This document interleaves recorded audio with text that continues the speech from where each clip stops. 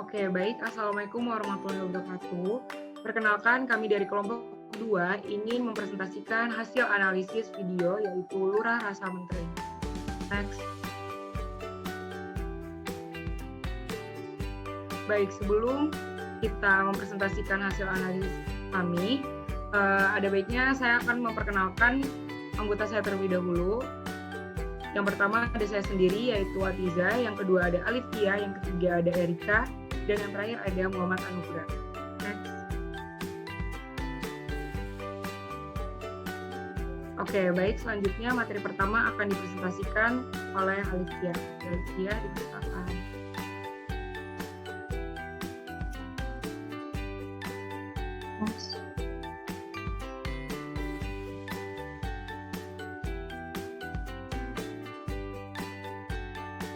Oke, selanjutnya materi pertama.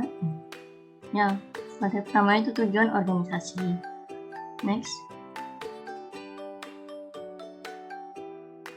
Tujuan organisasinya yaitu Desa Panggung-Harjo itu memiliki tujuan, yaitu mendorong perubahan transformasi sosial dengan menyelenggarakan pemerintahan yang bersih, transparan, bertanggung jawab, dan juga untuk mewujudkan masyarakat desa Panggung-Harjo yang mandiri, demokratis, dan sejahtera, serta berkesadaran lingkungan. Selanjutnya, yang kedua ada strategi yang digunakan untuk mencapai tujuan. Next. Untuk mencapai tujuan, Bapak Wahyudi selaku lurah di Desa Panggung-Harjo itu melaksanakan strategi selama 2 periode. Strategi ini untuk mencapai tujuannya yang di periode pertama adalah yang pertama ada rekayasa sosial untuk mendorong perubahan transformasi sosial. Yang kedua itu penyesuaian data kelola ke lembaga desa, dan yang ketiga reformasi birokrasi itu merubah pola relasi antara warga desa dan pemerintah desa. Terus untuk periode kedua, beliau melakukan sensus konsumsi rumah tangga, kongres kebudayaan, dan jaring pengaman sosial. Ini kesehatan dan asuransi pendidikan di Desa Panggung-Harjo. Selanjutnya akan dijelaskan oleh Mas saya. Silakan. Oke, baik. Selanjutnya ada kultur yang dibangun. Kultur yang dibangun dari Pak Lurah yaitu dengan cara beliau membawa produk kemungkinan yang dengan beratmosfer positif. Beliau ingin mengembangkan kultur yang baru di mana sistem penggajian berbasis kinerja. Di sisi lain, beliau juga ingin mengembangkan kultur berbasis demokratis, di mana keterbukaan serta kebebasan dapat dilalui oleh seluruh masyarakat desanya, dan juga dimensi publik pelayanan masyarakat dapat diperluas. Oke, baik. Next slide.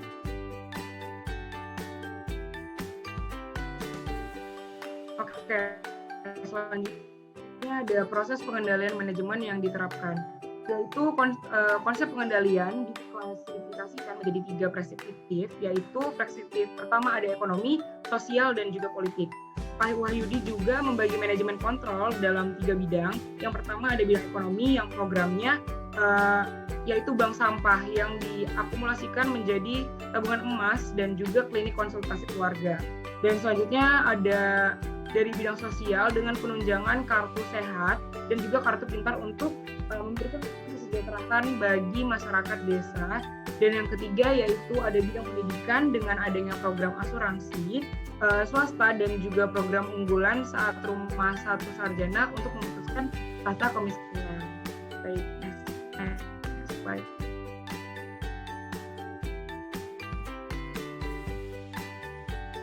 Oke, selanjutnya aku serahkan. Baik, selanjutnya ada struktur organisasi yang digunakan. Next. Nah, struktur organisasi yang digunakan dari Desa Panggung-Harjo adalah struktur organisasi lini dan staf, yaitu kombinasi antara struktur organisasi lini dengan asas komando, namun pimpinan juga dibantu oleh para staf. Nah, karena Pak Yudi sendiri dalam memimpin dan menetapkan suatu kebijakannya dibantu oleh staf-stafnya dengan saran, masukan, ide atau gagasan, serta data-data informasi yang dibutuhkan. Nah, di sini sudah terlihat perangkat kelurahan dari Desa Pangungharjo, yaitu yang pertama ada lurah, lalu carik atau sekretaris desa, lalu ada kaur atau kepala urusan yang bertugas membantu sekretaris desa dalam urusan pelayanan administrasi, lalu ada kasi atau kepala seksi yang bertugas membantu kepala desa sebagai pelaksana tugas operasional. Lalu yang kedua ada dukuh, di mana setiap pedukuhan atau pedusunan itu dipimpin oleh seorang dukuh. Nah, di Desa Pangungharjo sendiri itu terdapat 14 pedukuhan. Selanjutnya yang terakhir ada staf kelurahan dan staf honorer. Next. Nah, selanjutnya bagaimana pimpinan mengelola SDM. Nah, jadi untuk pengelolaan pemerintah desa di Indonesia itu dapat dikatakan buruk. Mengapa? Karena kurangnya SDM yang berkualitas untuk mengelola desa. Selain itu juga marak terjadi korupsi di pemerintahan desa. Apalagi pemerintah desa tidak pernah diurus oleh negara. Maksudnya di sini pemerintah tidak melakukan pelatihan dari tingkat kabupaten. Nah, apa sih yang dilakukan oleh Pak Wahyudi dalam mengelola SDM Desa Pangungharjo? Bisa di next. Nah, yang pertama ada reformasi birokrasi, di mana terjadi perubahan atas pola relasi antara masyarakat dan pemerintah desa. Yang tadinya masyarakat hanya memiliki kepentingan untuk pelayanan administratif, namun kini masyarakat juga dapat memperoleh pelayanan untuk barang dan jasa publik, yaitu Desa Pangungharjo didirikan BUMDes atau Badan Usaha Milik Desa. Yang kedua yaitu dengan penyesuaian kelembagaan desa, dengan cara memperkuat kelembagaan desa dengan mendatangkan orang-orang baru yang dapat menopang atau membangun pemerintah desa menjadi lebih baik. Nah, yang terakhir, yang ketiga adalah program penggajian berbasis kinerja, yang mana program intensif ini dapat meningkatkan motivasi SDM untuk bekerja dengan lebih baik. Bisa di next. Baik, selanjutnya akan dijelaskan oleh pemateri selanjutnya. Oke, baik, terima kasih sebelumnya. Ya, jadi pada slide yang udah dilihat sih ada nilai-nilai yang dianut oleh pimpinan. Nah, jadi bisa langsung kita next saja. Oke, di sini ada udah beberapa poin. Jadi ini beberapa poin yang udah saya rekap dari video Lurah Rasa Menjadi Menteri. Ya. Jadi di sini ada nilai-nilai yang dianut oleh pimpinan. Jadi poin yang pertama adalah meletakkan dasar reformasi birokrasi. Nah, jadi Pak Wahyu itu sendiri menerapkan pemerintahan desa pada desanya sendiri. Jadi di Desa Pangungharjo itu menerapkan pemerintahan desa. Nah, apa aja sih yang diterapin sama Pak Wahyudi itu sendiri? Nah, yang pertama itu untuk mewujudkan pemerintahan desa, beliau bertujuan untuk desa itu bersih, terus desa itu juga transparan dan juga bertanggung jawab dalam rangka untuk mewujudkan masyarakat Pangungharjo yang lebih baik. Nah, sebagai contoh, Pak Wahyudi itu sendiri dalam jangka waktu 3-4 tahun pertama, beliau itu fokus membangun tata kelola pemerintahan desa seperti kapasitas dan kepemimpinan politik. Terus yang kedua, di sini ada merubah pola relasi antara warga desa dengan pemerintahan desa. Nah, seperti yang teman-teman tahu bahwa biasanya di sebuah desa atau di sebuah kelurahan itu sangat jarang sekali kita ke kantor desa atau kantor kelurahan. Karena kenapa? Karena pada faktanya di lapangan bentuk relasi yang telah dibuat itu adalah relasi di antara warga dan pemerintahan desa hanyalah relasi administrasi, dan itu yang dikatakan oleh beliau gitu. Jadi cara beliau untuk merubah relasi itu dengan cara memperluas dimensi pelayanan publik, tidak hanya dengan pelayanan administrasi saja, tapi beliau juga menyangkut pelayanan barang dan jasa publik begitu. Terus yang terakhir di sini adalah salah satu kapasitas dasar yang harus dimiliki oleh kepala desa adalah regulasi kemampuan dalam memahami aturan sekaligus memproduksi aturan untuk mencari celah-celah hukum tersebut gitu.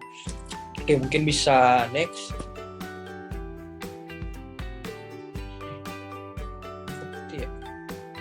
Oke, di sini ada hal-hal yang menginspirasi. Oke, di sini ada 3 poin yang udah saya rangkum, jadi kita langsung aja. Yang pertama, hal-hal yang menginspirasi dari video yang disampaikan oleh Pak Wahyudi adalah ingin melawan politik uang.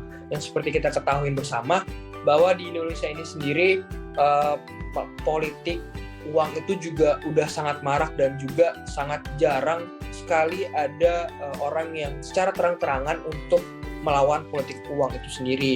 Nah, beliau dengan berani, beliau berbicara bahwa beliau berani nih melawan politik uang dengan cara apa? Dengan cara beliau mengupayakan semisalnya dari lawan dari calon ketua desa atau ketua kelurahan tersebut mengeluarkan uang sebesar 300 juta.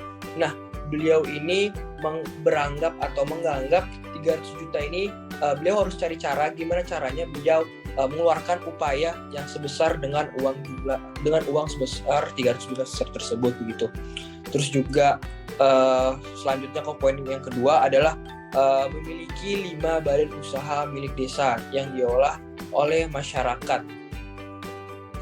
Nah, di sini di Desa Pangguharjo itu sendiri udah banyak badan usaha milik desa yang langsung diolah oleh masyarakat. Nah, di sini juga adalah bentuk bisa menjadi bentuk inspirasi buat desa-desa lain untuk bisa menerapkan dalam mengelola desa lebih baik lagi begitu. Contoh dari 5 badan tersebut adalah yang pertama ada memiliki tabungan sendiri, terus yang kedua juga membangun sekolah desa.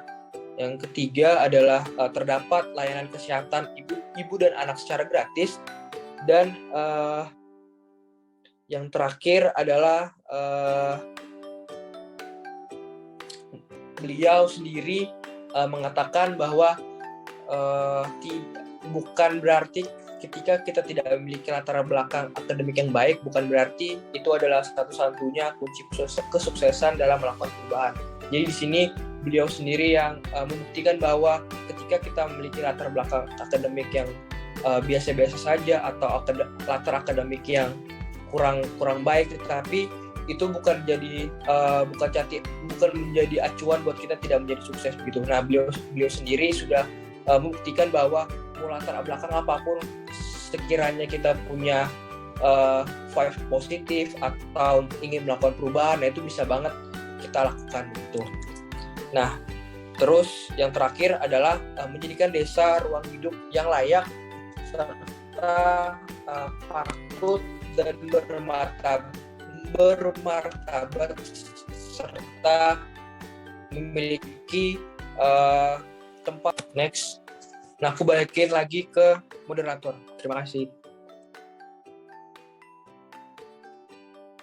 Oke, baik. Terima kasih atas presentasinya. Dan terima kasih juga untuk teman-teman semua. Apabila ada salah kata, mohon dimaafkan. Terima kasih. Wassalamualaikum warahmatullahi wabarakatuh.